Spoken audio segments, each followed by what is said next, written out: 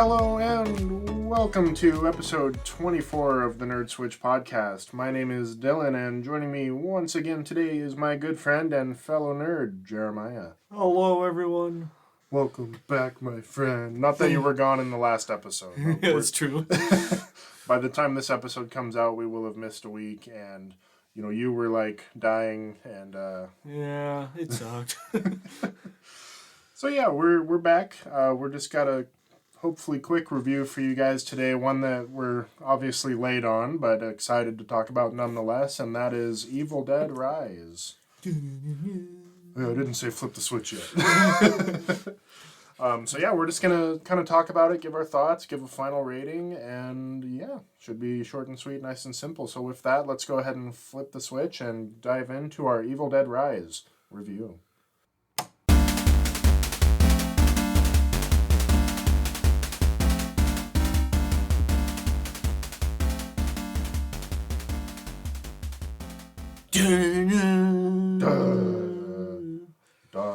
Conda.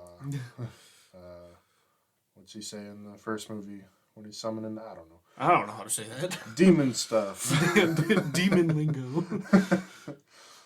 Yeah, so Evil Dead Rise, a pretty highly anticipated addition to the Evil Dead franchise, which I'll preface this episode by saying I'm not like a massive Evil Dead fan. I didn't even really start dabbling with the series until like the last month. Yeah, kind of the same for me. I've honestly only like kind of stepped into it here and there as I walked along. But... Yeah.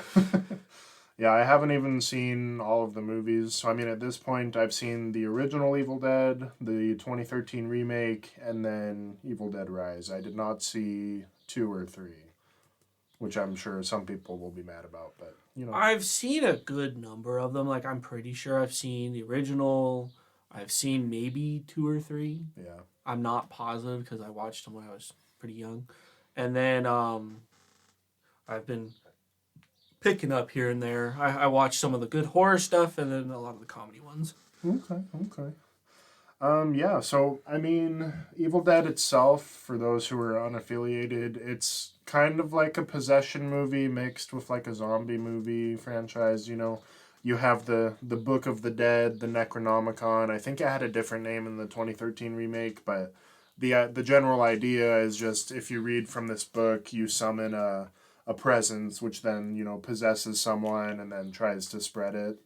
And spread chaos. Yeah, that's the one thing I do like about it, is it's kind of a unique concept to have like a possession that also acts as an infection. It's really interesting, honestly. Yeah. I like it. To kind of touch on the earlier movies we have seen, we will be referring to them throughout the review just for a couple comparisons, mainly with the 2013 movie because that's the one that I think closely relates to this one in terms of its tone and execution.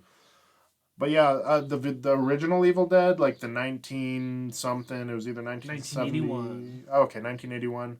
I was on a podcast with my buddy Michael, the We Love Horror podcast, and that came up in our kind of prelude to the topic for that episode. Oh, really? We were talking a little bit about Evil Dead Rise, and I told him how much I profoundly hate the original Evil Dead. It's just a movie that's too old for me, and it's very campy, and I can see like the nostalgic charm for it, but yeah, no, watching it as recent as I did not enjoy it at all. That's fair. But yeah, so Evil Dead Rise itself, let's jump over to the synopsis here. Okay, so a twisted tale of 2 estranged sisters whose reunion is cut short by the rise of flesh-possessing demons, thrusting them into a primal battle for survival as they face the most nightmarish version of family imaginable. That sounded weird to me. A version of family imaginable. Yeah. Yeah, so it's basically following the same concept as the other Evil Dead films. None of them really go nuts with the story in terms of lore, except for maybe like Evil Dead 2 and 3, which I haven't seen. I know those ones are a little more crazy, but you get the premise of the original Evil Dead and the 2013 remake, but taking place in a modern setting and in a hotel specifically, or motel, something like an apartment complex. Which I really liked the setup for it.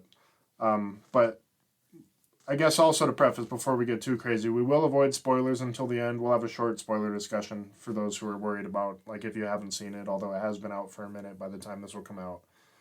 So it does open with a cool sequence that kind of pays homage to the original and the 2013 remake, where it, shifts back to a cabin perspective for a sort of prologue, which was kind of cool. I won't dive too crazy into that because it's not intensely tied into the story, but yeah, before that, we're introduced to the family, or after that, I mean, we're introduced to the family and what's going on. You have the two sisters who are played by. You have Mirabai Pease, who I hope I said right, playing Teresa. She plays the role of the estranged sister. She kind of. Wait. No, that's Teresa. That's the first girl at the cabin. Remember? Damn it. Okay, cut everything I just said out. So you have the estranged sister, played by Lily Sullivan. She is named Beth in the movie, and she. It doesn't go too much into detail, but at some point she disconnected with her sister to kind of follow like a rock career, something with like sound stage work or something. Yeah. But you get a little snippet with her before she eventually is pushed to visit her sister before everything starts to go crazy. And then you have Anna Marie Thomas playing Jessica, who is the mother of the family. Ow. What? That is her. No, I thought okay, that. no, I'm no, wrong. it's Alyssa. Okay. It's Alyssa Sutherland. Cut everything I just said out again. I'm reading IMDb and there's like 10 names on the screen. Okay. We went over this before I know we that started. sucks too because I know her name without looking at IMDb. But so you have Alyssa Sutherland playing the mom of the family, Ellie. And yeah, it follows them reconnecting. You get some stuff with the children, but not a lot. And then, of course, the Evil Dead stuff starts happening. So what pushes into that is there's like an earthquake that affects the apartment complex, and then the kids end up going down and finding, of course, the Book of the Dead, which leads to them bringing it up to the apartment complex, which you can question whether or not that's like a dumb horror movie thing to do. I don't know. I totally think it was. Kids are innately curious. I don't know if I'd bring up a demon-looking book with teeth up to my apartment room, but Not in that room. I'd see that and be like, no thanks. No thanks. But I actually, compared to the 2013 Evil Dead, the way that the book was read and like everything was kicked off in this movie, I thought was better and also made more sense. It's very fair because in this one, it's read by an audio recording that's played because he's just kind of discovering it. Right. The other one literally is just a book that says, you should stop. Yeah. Don't do this. Yeah, that's my biggest nitpick with the 2013 is you get the dude with the long hair who like opens the book. First thing he sees is leave this book alone. Don't read this book. And he's like, I'm going to read the book. And then, so. Flips to the one page that's literally got a bunch of stuff crossed out. And he's just like, let's see what it says. Yeah, let's translate this. Yeah. What could go wrong? But yeah, the setup in this movie I like a lot more because Danny's character, he's the brother, the younger brother in the movie, but he, he's already doing like, what is it, like DJing, I guess? Yeah, he's doing like his own kind of like audio recordings. Yeah. He's a part of the family. Like they are definitely musicians. They have their own side to music. Yeah. And then they're also creating like the tuning guitars, basically. They create those. Which, as a side note, if I had a kid that played music that loud in the house, I'd probably, I don't know, like things I can't say on a recording. Turn it off! Turn it off, you little shit! Play better music! But yeah, so you have Danny who brings the book and 2 vinyls up with him, which the vinyls, I guess, make sense. I'd be kind of curious. Right. He starts to play the vinyl and he's looking at the book, and then, the recording starts. And, what I did like is that he does actually attempt to, like, stop the recording, but, it doesn't let him because, like, as soon as it starts, it's, like, too late. And then, stuff goes crazy. Again, we'll be avoiding spoilers, but what we will get to from here is just kind of what we enjoyed, what we didn't enjoy. So we set up the story for you, but what's impression-wise? Like, what did you think with this movie? Oh, I was liking it a lot. I kind of was going in without any like kind of thought to it. I've seen some trailers, but I was trying to avoid a lot of them because I know Evil Dead at least enough that it's like demon creatures that just want chaos. Yeah. And I was just kind of excited to see like how they portray everything, all the chaos that reigns. I was a little confused, like how I liked how they kind of put it together. They have that cabin scene at the start that like kind of gives this like random intro, and then it cuts to an entirely different thing. I'm like, oh wait, this is different now. Yeah, so I was thrown off there too because I knew where it took place from the trailer, like the whole complex, but I was not expecting the cabin scene, and I'm like, oh, this is like Yep. calling back, and I liked it. It was like a short scene, nothing crazy, but it did do a nice job of kind of setting the tone. Super brutal right off the bat. Yeah. And then I don't know, like setting wise, I really like the modern day setting with the apartment complex because when you look at Evil Dead, like 2013 certainly does a better job of this than the original, but in terms of them like having a reason for staying where they are and not being able to leave, because the original Evil Dead, I feel like they could have definitely left and should have left earlier based on what they saw, but the 2013 movie, they make an attempt to leave, but they have a whole reason to stay there because of the sister's drug addiction. And then this movie also cleverly keeps them there by having the apartment complex affected by the earthquake. So like they lose access to the elevator, the stairway. Yeah, it was kind of a bit of both. The earthquake affected the elevator, but then not only that, it was like the possession effect that it just took over the elevator. Yeah. And then like the stairway collapses, so they don't have a legitimate way to leave, other than ways they kind of explore through the movie. But the movie does a really good job of kind of keeping them trapped there logically. Yeah, though very much logically, I am scaling those stairs in that situation. Like I like what's it gonna do? Jump down? Like it can kind of float, but at the same time, I can just keep pushing it off the ledge. Just be like, nah. Yeah, I don't know. I'd have to rewatch it to see like if I could really analyze how. How you ever watch those videos that's like how to beat said movie or whatever, and they like recap and they're like, well, this is what they should have done. I'd be curious on this one. Of course, like there's always like things that like hinder escape. Because Yeah. not only was like the stairs inside gone, but then they're like trying to get to another room that has access to a fire escape, Yeah. and that was locked by like a bolt lock. Right. And they had to like try to cut it. They were trying to hit it with like tools. A guy suggested just shooting it off. They're like, no, that'd cause panic. Yeah, and I like how the movie escalates itself because it starts off fairly standard to where like the other tenants don't know what's going on, but then once it kind of kicks into motion, like it gets Yeah, those tenants got destroyed. I just like I will admit I'm like a little messed up that I laughed at the mom just kind of shambling along the hallway chasing after the little kid running across. That was a really cool scene looking through the peephole, and she's like going back and forth. Going back and forth and just killing all of them. Yeah. So I guess like the key thing people go. What? Oh no, I'm trying to think here. You're good. Keep going.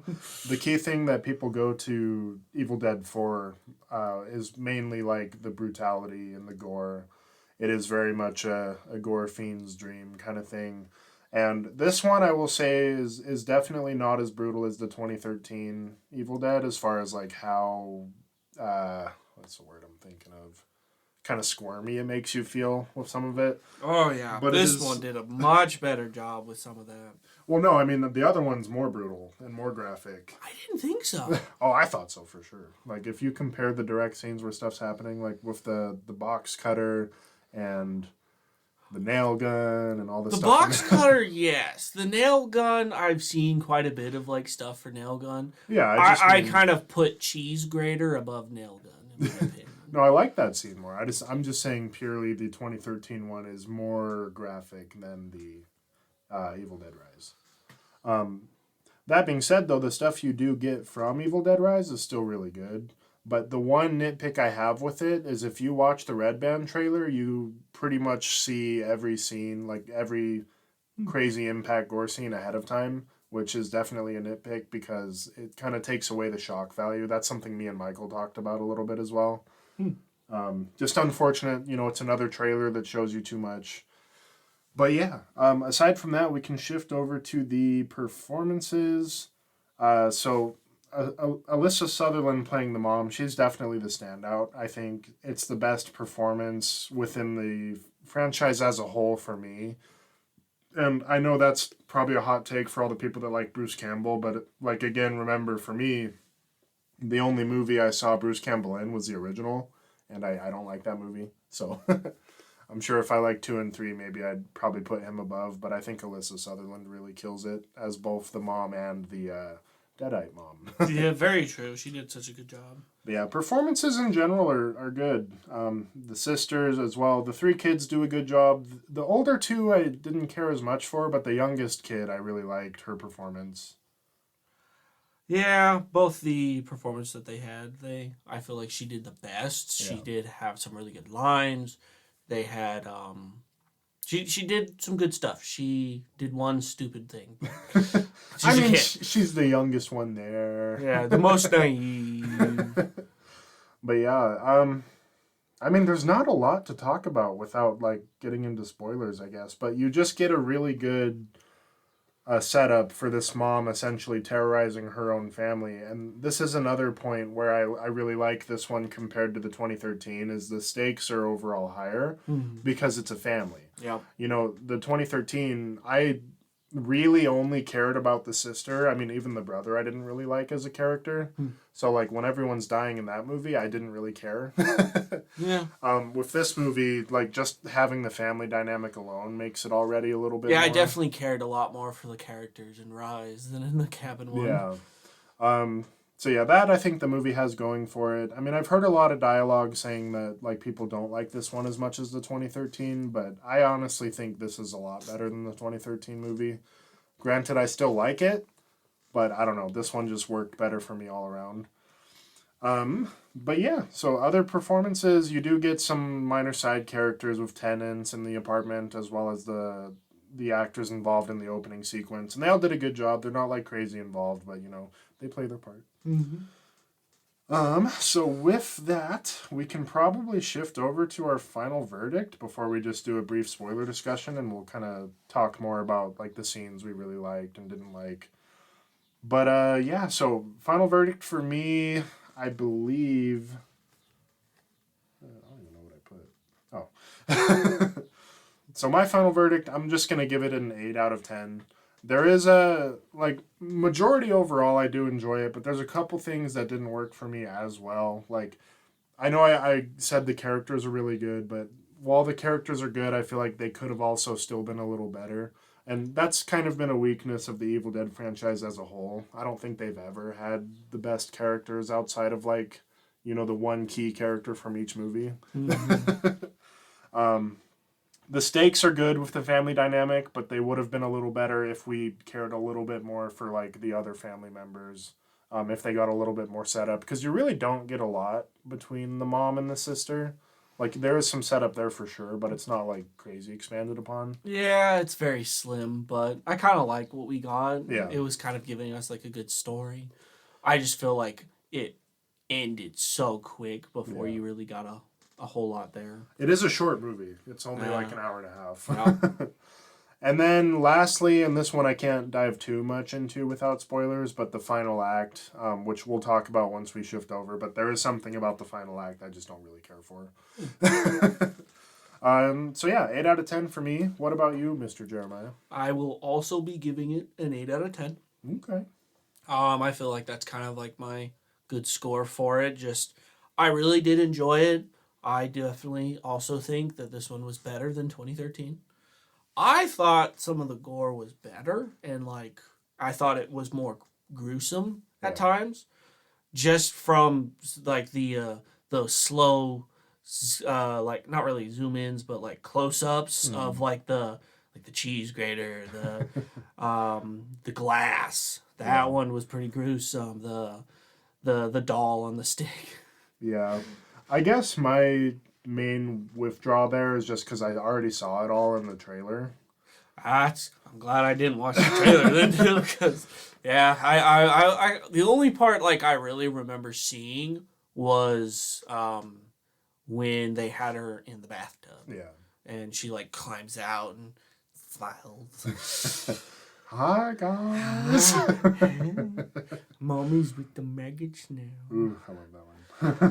But yeah, no, I was liking a lot of like the good scene, like a lot of the scenes from this. I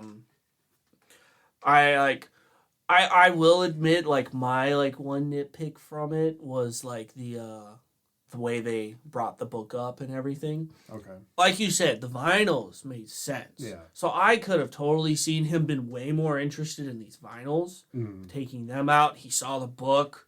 A normal kid would be like, this thing's freaking weird. I'm not touching it. But hey, vinyls, cool. Right. Takes them upstairs, uses the vinyls, and then the book downstairs was affected because it could hear the words being said, and that's when it goes off. Yeah, it was dumb for him to bring the book up. I mean, it is harder to call it into question when it's like I don't know how old he is in the movie, but you know, at the very least, like young teenager. He's at least 13 something.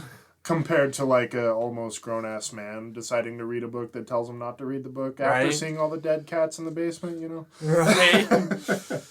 But yeah, as a side note too, that whole scene with the vinyls playing and the way they like kept giving you the close up shot of like the speakers and like the bass and everything, that's probably my favorite scene. That was really cool. Yeah.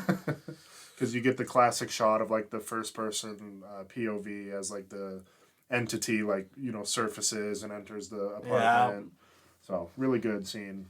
But I know, I feel like that was like my only real nitpick. A lot of the stuff was making sense. The whole storm causing like the storm, the earthquake, all of it together like affected everything because they were trying to like shout out outside their window to like, get someone's attention, and the storm was so loud. Yeah, no one could hear. They're up pretty high. They were like on like the 8th floor or something. So yeah, no. Logically, I thought it did a good job because I feel like it's a lot easier to execute that kind of thing in a modern setting because technology becomes involved. And like, you know, power outages become a legit problem if you can't like get out of the building. Right. So yeah, no, I thought they did such a good job with a lot of with how it was all set up. Mm-hmm. I don't feel like that one nitpick was my 2 points, but I feel like that was at least a point. Yeah. I don't know what else my other point would have been. It's like one of those missing points. It's just I can't give it to it, but I also can't find what took it away. Yeah, I think there's a mix of things, like the trailer giving away too much. I wasn't a huge fan of the third act. I feel like the characters could have been a little better, although they are really solid. Mm-hmm. Like, I definitely like these characters more than the other 2 entries I've seen. Yeah. I just, you know, with the family dynamic, I feel like they had an opportunity to maybe throw like 10 to 15 minutes onto the runtime just to expand that a little bit. That would have been cool. But yeah, so 8 out of 10 on both sides. Not bad at all. If you're a fan of Evil Dead, definitely check it out. It's just a solid horror movie. I know so my fiance and your girlfriend came and watched it as well, which neither of them wanted to. But this is true, and to rephrase that, you and your fiance watched it. I watched it. My girlfriend did not really watch it. Yeah, she kind of hanging out under the blanket. She was there. She glanced at it every now and then. She'd peek up under the blanket. She's like, "Oh no, I don't like that. I'm going back under." It was fun. Yeah, but with that, we can go ahead and shift over and get into a bit of a spoiler discussion. There's not a ton to talk about, but it's more so we can kind of dive deeper into the scenes without giving too much away.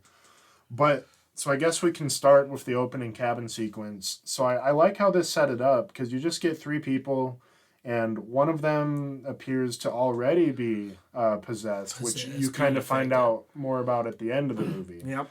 I liked how it did that. It's literally a before, and then you go back a bit, and that's what like I was like very confused. I was like, wait, what did that all have to do with this? Which that also logically I do have a question about, but like so it does do the whole generic like one day earlier thing at the beginning of pretty the movie, much. But yeah, the whole opening sequence takes place after the movie, but it's shot before the movie. You get a cool thing where this is another scene I liked where the girl's reading her book and like checking on her friend, and then her friend starts to like read ahead of her without seeing the book, and you're like, oh, that's some demon shit. That's spooky. And then yeah, she scalps her, which was in the Red Band trailer. Yeah, that was gruesome. And then yeah, so stuff goes on with the drone. I also really like how the opening shot was the drone going above the water, and you could tell it was kind of shaky. Yeah. Because if I don't, a lot of people probably don't know, but the original Evil Dead, they had a camera rig that they kind of had to make by hand, which they called a shaky cam, which was basically a camera mounted on like a 2x4 that they would just run through the woods to get those first person shots. Oh, that's cool. I didn't know that. So it kind of reminded me of that, like using a drone to shoot that footage, because you could tell it didn't look like it was shot with a professional camera. But yeah, so good opening scene, ties in, you get the family stuff, it's all great. The next key thing to really talk about is just Alyssa Sutherland and the fun that she has with her family. Pretty much. So initially, you get the scene where the entity enters the hotel or apartment after being... I'm just going to call it an apartment because I don't really know. Yeah, it's an apartment complex. But the entity enters the building after the kid reads the book and plays the vinyl, and you see it, in the first-person POV enter the mom's character. Yeah, she's literally coming right down the elevator, and it just... Wow. Yeah, you get that scene where she's, like, shot back to the back of the elevator, and I'm like, ooh, boy, here we go. I was surprised at how it just went straight for her, because, like, that's also something that's, like, super crazy with this, is, like, there's no initial cause. Typically, you would think, oh, the person that reads it is the one that's going to be possessed. Yeah. It could be anybody. Yeah. And that's what's, like, super crazy with how, like, it starts it out. Yeah, I don't know if it goes from the angle of, like, choosing someone that's vulnerable, because I know the mom, she's, like, a single mother, and it's, like, you can tell, especially when she's a deadite, and she kind of speaks some of the lines, like, about her kids. Yeah. You can tell there's maybe a little bit of hidden truth there, but maybe the deadite's letting her speak her mind. But yeah, those intrusive thoughts. Yeah. You get the scene where she's possessed in the elevator, and this is a really good scene as well. And thankfully, it didn't do what the first movie and the 2013 movie did with the possession, where it gets a little gross. But it kind of... yeah. It's very similar to those scenes where you have her, like, the elevator basically becomes alive and is, like... starts stringing her up. Binding her with the electrical cords, and it looks very painful. Oh, yeah. And then it's assumed she dies because, they bring her into the apartment room and put her on the bed. And it's not until later when the sister is talking to her, like talking at her, and then you see her eye kind of open. There's the one scene that I really liked where a tenant comes in to look at her. Yeah. And she's got the eyes closed, and then, like, the tenant looks back at her, and the eyes, like, pop open, and they, like, shut them or something. Yeah, like reshut them. just funny stuff like that, but... Yeah, once she is up and at him and starts going after the family, like, it's just really crazy. It's very tense. I think that whole first third of the movie, for me, is the best, just when she initially starts. Yeah, because she goes after the family, and they definitely get hurt. A lot of movies tend to shy away from, like, violence against children, but... them youngins got injured. Yeah, thankfully not the youngest one. She's okay. She was okay. But yeah, what happens basically just, she's scarred for life. But. Right. You get this thing with the cheese grater, and the two older siblings do end up becoming possessed as well. Yeah. So you get all three of them going after the aunt and the youngest sister. And then you get all this stuff with Alyssa Sutherland in the hallway with the tenants, which was awesome. You had she just massacres them all, and you can see it through the peephole. It was terrifying. It was great. And outside of the summoning scene with, like, the speakers and the vinyls and everything, my other favorite scene was the interaction with the peephole. Where, like, this is in the trailer too, but it's still my favorite line in the movie, where she just looks up, and she's talking to the youngest daughter, and she's like, open up now. Open up now. And yeah, and we can kind of shift over to the final act, because, like, all the tenants die. It's really just all the deadites now versing the aunt and youngest sister. And, they go down to the parking garage, and it's really unique what they do, because they kind of have this sequence where the mom starts to merge with everyone that was killed in the hallway to create this like monster. And this is what didn't not so much didn't work for me, but I guess I just didn't like how they did it. I don't know. Did you like how the monster looked at the end? It looked just kind of like a grotesque blob, Yeah. basically, of limbs and faces. Right. Like, I love the scenes where you don't directly see it. Like, when they're in the elevator and you see, like... see, like, the portions. Yeah, you like the arms coming down face. through. I was like, that was really good. But when they fully show you it, and it's, like, the mom's face and then the two kids right by each other, I don't know. I just didn't like how it looked. Honestly, it looked like a low-level Doom enemy that you could just, like, stomp on and kill it with a shotgun. Yeah, I almost would have liked it more. Do you remember the Rat King from The Last of Us 2? It's like, it's the same concept, but way more intimidating. If they did something like that, like actually make it large, like it could have almost been like a creature feature at the end, or if it was something like that. That's kind of what I was kind of expecting, something big. Yeah. But yeah, it just looked like a meatball.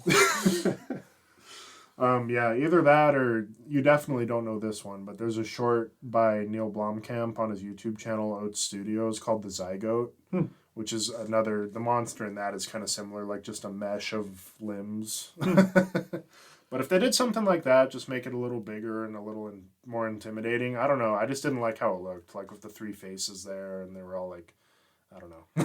yeah, I get that. But the final showdown was cool. You get the sister using the iconic chainsaw to dispatch of the monster. Chainsaw and what are those? Wood chipper. Yeah. The good old wood chipper. I love those. I kind of liked the very end scene too, where it wrapped it up. Yeah. Right after they kill it, they're just drenched in like fake evil blood that came out of nowhere from the elevator. And then they just walk away, they left everything there. And then I ran that tenant that's I guess that's Jessica. Yeah, it's Jessica because it's the one that's possessed at the very start of the movie. And that's what I logically was questioning. So, like, it was kind of funny because she's walking through the parking garage and she's, like, oblivious to the buckets of blood all over the floor. everything that had happened. Right. And then all of a sudden she just looks in a mirror and just sees a car doused in blood and freaks out. So she gets possessed from there, but my question is, because she was talking about, like, picking up her friend and taking him to the cabin. So I'm like, I guess... either she was possessed and, like, just kept it together until she got them there. I don't know. I was kind of wondering about that, but... That is true. That is like that. Because supposedly she said she just wasn't feeling good. Yeah. So, if you remember 2013, she wasn't possessed right away. She got back to the house. Yeah. And she was fine for a bit. Yeah. It wasn't until she, like, scolded herself. So, I think it was that she, like, was possessed, and it just took that drive there, and that's when she stopped feeling good. Okay. Yeah, I will say the one thing I will give to the 2013 version is I do like the final act of that one more. Like with that one was crazy. Yeah, the blood rain and the abomination coming up. That whole sequence I liked, and I feel like the abomination was a better, I guess, like final boss per se. But yeah, it's really solid. Definitely check it out if you're a fan. I mean, if you made it to this point, hopefully you've already seen it. But that pretty much should push us up to our wrap-up here. Just kind of a casual review. We don't go too crazy when it comes to movies. We kind of just talk about it. But hopefully you guys enjoyed. We do have another review that'll be coming up for a video game we recently played, as well as some good stuff. There's stuff coming out for sure. We're getting to that point. We're going to be getting a lot soon. So yeah, with that, we thank you guys for listening if you made it to this point in the episode. And, go watch Evil Dead, Zombie Demons. Zombie Demon movie. And we hope to catch you guys in the next episode. Bye-bye. Bye-bye.